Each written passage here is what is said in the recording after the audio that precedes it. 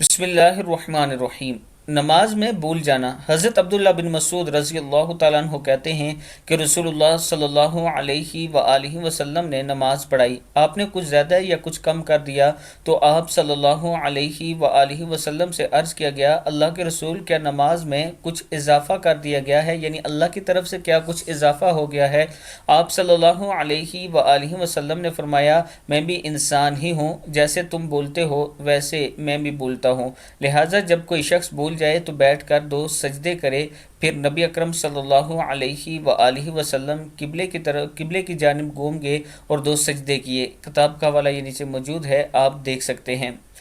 جیسا نماز میں بھول جائیں تو سلام سے پہلے 2 سجدے کرتے ہیں، امام کے پیچھے بھولے تو امام بھی 2 سجدے کرتے ہیں اور پیچھے مقتدی بھی 2 سجدے کرتے ہیں۔